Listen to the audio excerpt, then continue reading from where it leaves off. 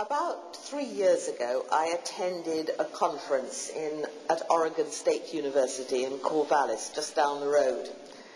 Some of you may have seen this. It was called God at 2000. There was a downlink here, I believe, in Puget Sound University. And 7 of us scholars were invited to give the results of our own personal discoveries about God in the course of our studies. And it was a wonderful conference. Everyone was very excited. We had a Muslim and a Jewish scholar and a freelance monotheist like myself and Christian scholars. And what the exciting thing was that we were all saying much the same thing. That there is no one single path to what we call the divine, that all the great religions have a profound commonality and a profound unanimity. At the end of the conference, there was a panel on which all 7 of us appeared on the stage together to discuss, and in the midst of this panel discussion, suddenly a fundamentalist erupted in the hall, a Christian fundamentalist, and he started to scream and rant at us. It was very difficult to hear what exactly he was saying because his words were all running together incoherently, but I could hear in his voice a note of pain. And the bits that I heard were that Jews and Muslims had rejected Jesus, so they were going to hell, and those of us who thought they were okay were also going to hell. Eventually he was ushered out. And our wonderful moderator, Fred Burnham, said, I wish he'd been able to talk to us, because, of course, he too is part of the conversation of God at 2000. What slightly appalled me was how hopeless we 7 scholars were. We'd done nothing but talk about God for the last day and a half.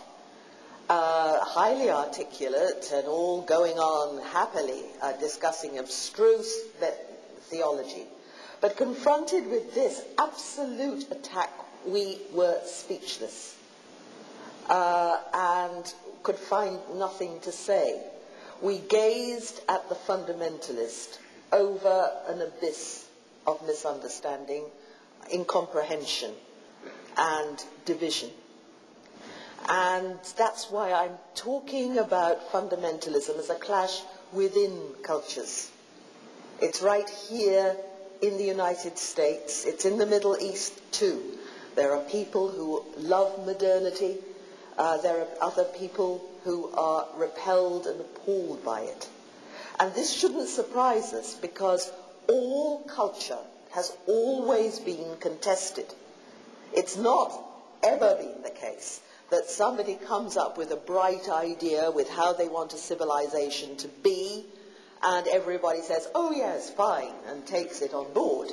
There are a lot of people who have different ideas and who want to fight about this, but nowadays the fight is much more public because of improved and enhanced communications, and the debate is out in the open, and it's acrimonious, and it has been a battle. And I called my book The Battle for God, not just because it was a catchy title, but because people genuinely feel that a war is going on for the state of all our cultures, be they Christian, Jewish, Muslim, Buddhist, Sikh, Hindu, Confucian. So what is fundamentalism? It's a term that is thrown around widely and yet often misunderstood. The term itself is problematic. The term fundamentalism was coined first by the first modern fundamentalist group, which developed right here in the United States at the time of World War Christian Protestant reformers called themselves fundamentalists because they were going back to what they called the fundamentals of their faith. Now, I know that Jews and Muslims really resent the use of this Christian term to describe their reform movements. And they say these don't translate at all into Arabic or Hebrew, and here we are again exerting a kind of cultural hegemony. And also, it suggests that fundamentalism is a kind of monolithic movement in all societies, which it is not. These different groups have mushroomed independently of one another, with great differences from one another, even within the same faith tradition. Different fundamentalist groups have emerged. And so it is important, anyone who talks about fundamentalism has to go through this preliminary little dance to say that the term itself is unsatisfactory. But nevertheless, it has been used, and we all know what we're talking about, to describe a militant piety that has erupted in every single major world tradition in the course of the 20th century.